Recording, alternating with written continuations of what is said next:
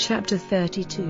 Now after these things and this true-hearted work, Sennacherib, king of Assyria, came into Judah, and put his army in position before the walled towns of Judah, designing to make his way into them by force.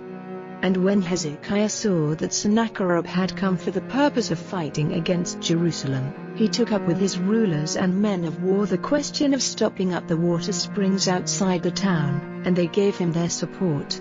So they got together a great number of people, and had all the water springs and the stream flowing through the land stopped up, saying, Why let the kings of Assyria come and have much water? Then he took heart, building up the wall where it was broken down, and making its towers higher, and building another wall outside, and he made strong the Milo in the town of David, and got together a great store of all sorts of instruments of war. And he put war chiefs over the people, and sent for them all to come together to him in the wide place at the doorway into the town, and to give them heart he said to them, Be strong and take heart, have no fear, and do not be troubled on account of the king of Assyria and all the great army with him, for there is a greater with us. With him is an arm of flesh, but we have the Lord our God, helping us and fighting for us. And the people put their faith in what Hezekiah, king of Judah, said.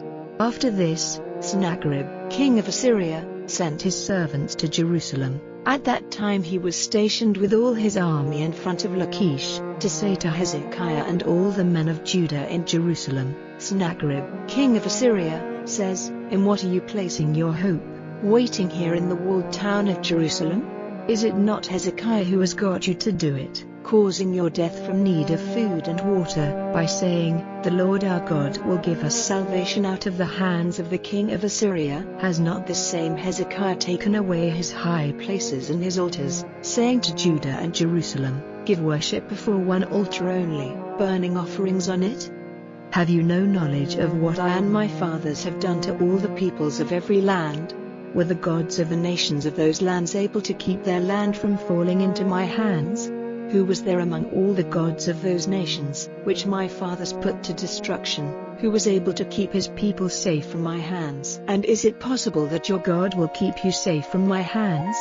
So do not be tricked by Hezekiah or let him get you to do this, and do not put any faith in what he says, for no God of any nation or kingdom has been able to keep his people safe from my hands, or the hands of my fathers. How much less will your God keep you safe from my hands? And his servants said even more against the Lord God and against his servant Hezekiah. And he sent letters, in addition, to put shame on the Lord, the God of Israel, and to say evil against him, saying, As the gods of the nations of other lands have not been able to keep their people safe from my hands, no more will the God of Hezekiah keep his people safe from my hands.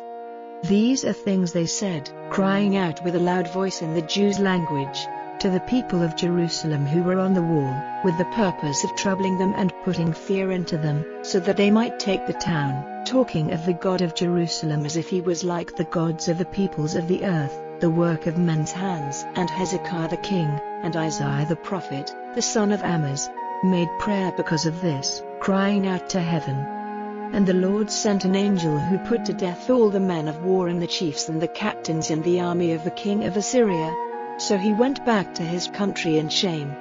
And when he came into the house of his God, his sons, the offspring of his body, put him to death there with the sword. So the Lord gave Hezekiah and the people of Jerusalem salvation from the power of Sennacherib, the king of Assyria, and from all others, giving them rest on every side.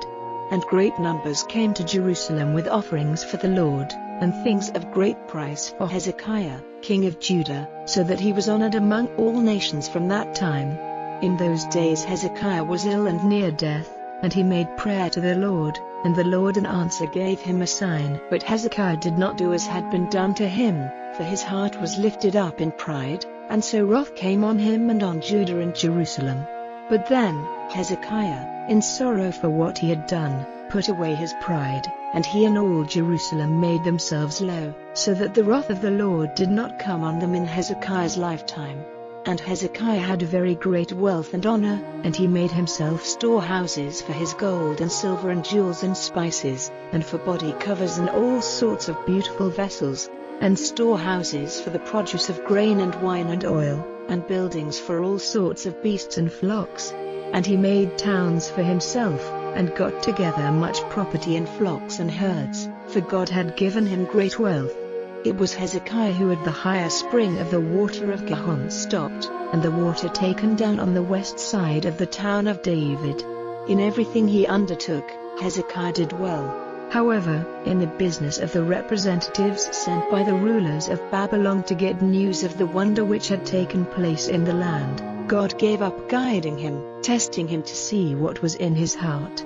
Now the rest of the acts of Hezekiah, and the good he did, are recorded in the vision of Isaiah the prophet, the son of Amoz, and in the book of the kings of Judah and Israel. So Hezekiah went to rest with his fathers, and they put his body into the higher part of the resting places of the sons of David, and all Judah and the people of Jerusalem gave him honor at his death, and Manasseh his son became king in his place.